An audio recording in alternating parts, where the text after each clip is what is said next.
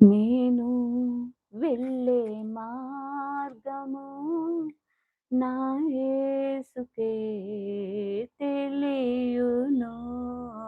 నేను వెళ్ళే మార్గము నా యేసుకే తెలియును.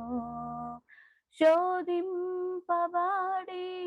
మీదట నేను సువర్ణమై మారెదను.